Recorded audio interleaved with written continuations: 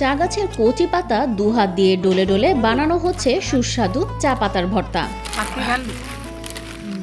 কাজের দিনে দুপুরে চা পাতার ভর্তা খেয়ে যুগ যুগ ধরে পেট ভরছেন চা বাগানের শ্রমিকেরা। বাপ দাদা চাচা কাকা খাইছে, এখন আমরাও খাইয়া যাইতাছি, আমরা বাচ্চা কাচ্চাও খাইবো। কাজের ফাঁকে ক্ষুধা মেটাতে দল বেঁধে ভাত রুটি নিয়ে চা বাগানে গাছের নিচে বসে যান চা শ্রমিকেরা। হাড় ভাঙা পরিশ্রমের পর কয়েক দানা পেটে দিয়ে শরীরে শক্তি ফিরিয়ে আনার চেষ্টা করেন তারা। চোখে ঘুম আসে না, গা অনেক ফুর্তি লাগে, অনেক আমরা কাজ করতে পারি। এর জন্যই আমরা পাতি চোখা না খালে আমরা থাকতে পারি। দিনের শুরুতে কাজে আসার সময় নারী শ্রমিকেরা যে যার মতো পাতি ভর্তার প্রয়োজনীয় উপকরণ সঙ্গে নিয়ে আসেন। কেউ আনেন সেদ্ধ আলু, কেউ আনেন লবণ মরিচ পেঁয়াজ।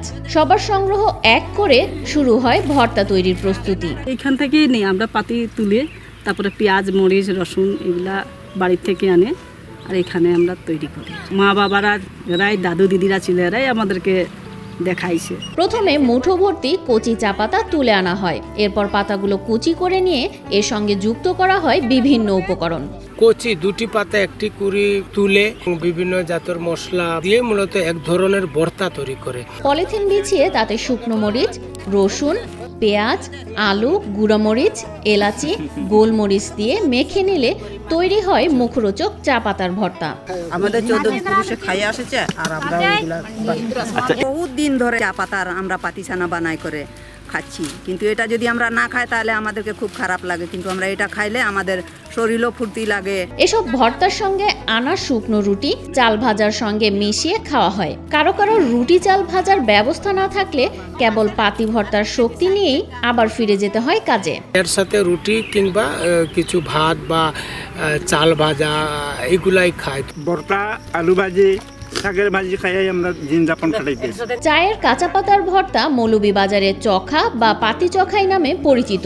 ভেষজ এই খাবারের বিশেষ পুষ্টিগুণ আছে বলে দাবি করেন স্থানীয়রা। এটা মূলত অ্যান্টিবায়োটিক হিসেবে তাদেরকে উজ্জীবিত করে এবং ক্লান্তি, সারাদিনের মোটামুটি যে ক্লান্তিটা দূর করতে গিয়ে এই কচি পাতাটা তাদের কাজ করে। আমাদের শরীর সুস্থ থাকে, ভালো থাকে বলেই তো খাই। না খাইলে আমরা চলতেও পারি না আর আমরা কাজ করতেও পারি না। আমরা খাইলে বড় বড় চিল্লা ধাসনা মারিয়া আমরা। দাবি করা হয় চা শ্রমিকদের এ পাতি চখাই খাওয়ার রীতি চলে আসছে আনুমানিক 1840 সাল থেকে।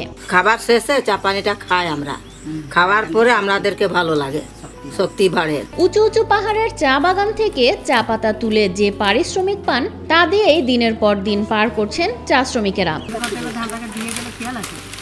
তুলে আনা চা পাতাগুলোকে একটি বড় কাপড় দিয়ে গাঁট বেঁধে মাথায় করে আনা হয়। এরপর প্রতিটি গাঁটকে একটি ওজন মাপার মেশিন দিয়ে একে একে পরিমাপ করা হয়। এরপর এগুলো চলে যায় কারখানায়। ওজন দিচ্ছে, এই পাতা নিয়ে আমি এখন যাইতে আসি মনে করে অফিসে।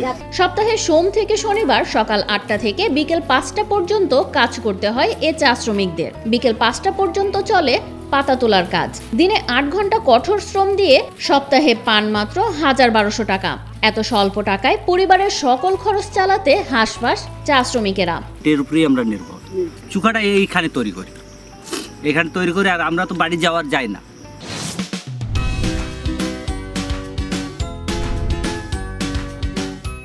আমরা 8 ঘন্টা ডিউটি, 1200 এর উপরে আমরা বেতন নেই।